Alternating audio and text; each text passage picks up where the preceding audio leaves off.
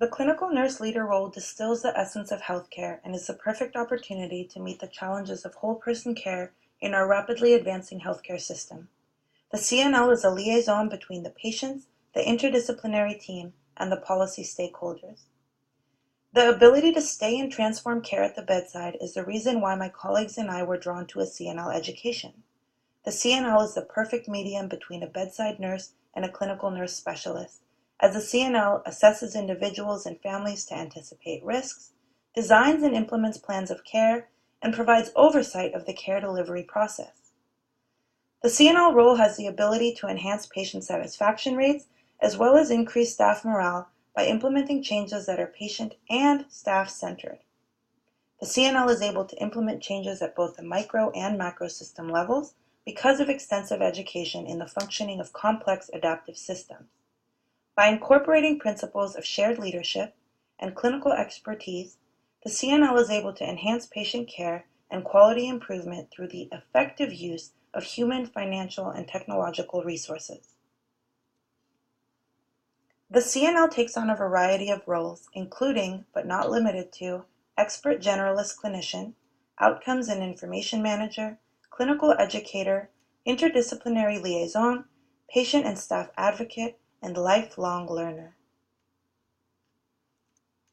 Some examples of quality improvement areas spearheaded by clinical nurse leaders are fall prevention techniques, reduction of patient wait times, effective triage and interventions to urgent care patients, thorough discharge teaching and adequate follow-up care to reduce readmission rates, and utilizing evidence-based practice to provide optimal care.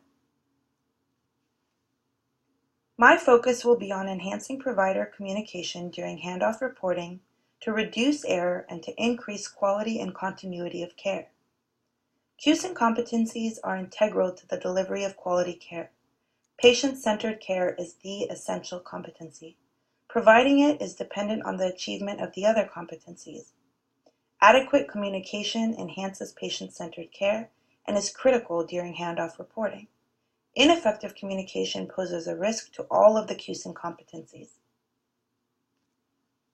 Change of shift reporting is often unstandardized, rushed, and lacking in detail. Nurses are exhausted and often stay late in order to provide handoff reports. Time is limited, and oncoming nurses are left with unanswered questions, and pertinent patient information is lost. Time is the greatest barrier nurses face when implementing any new change. Dedicating a time period for thorough change of shift reporting is a must to improve the handoff process. 12-hour shifts are thought to cause fewer errors by reducing the number of handoffs per day. But does reducing the number of handoffs necessarily improve the quality of the information transfer? Longer shifts may actually pose greater risks because of nurse fatigue at a time when communication is most critical. The electronic health record allows for a standardized, streamlined documentation process. However, detailed written, verbal, and visual information is often not included. The EHR can supplement, but cannot replace face-to-face interactions. Lastly, detailed bedside reporting and incorporating patients is essential. Visual communication must be implemented in order to ensure proper delivery of patient assessment among providers. Team huddles provide an overview of patient census. However, the huddle does not allow for in-depth information transfer, which is why it is best accompanied by one-to-one reporting. But if adequate time is not provided during one-to-one reporting, information may be lost. Furthermore, the visual connection to and the relationship with the patient may be compromised. To achieve the vision of reducing errors and increasing communication, the CNL must understand and assess barriers that prevent proper communication during change of shift reporting in order to utilize resources effectively. Provide adequate time with minimal interruptions during reporting in order for specific questions to be asked and thoroughly answered. Observe staff, analyze communication styles, and provide positive feedback. Include the patient and their family members in order to enhance patient autonomy and increase patient-centered care. The S-bar method should be used in order to transfer information because it has proven to be an effective communication tool. The need for more detailed reporting should be based on the medical complexity of the patient. Increased complexity will require increased detail. Additional detail is also necessary when there is a difference in the level of education or experience of the person handing off or receiving information. The specific needs of the unit will determine the requirements of the handoff process. The complexity and diversity of the patient population will require differing handoff reporting methods. For example, creating templates on a med-surg unit for the variety of medical conditions would streamline processes and remind nurses of critical requirements of specific patients.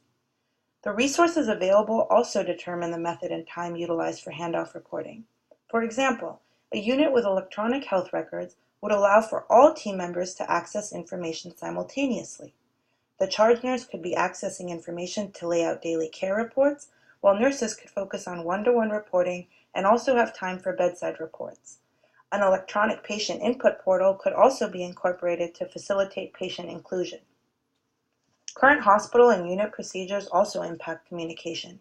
For example, a strictly enforced no overtime policy may limit the time available for communication, but could also be a potential opportunity to streamline handoff procedures in order to communicate effectively and efficiently.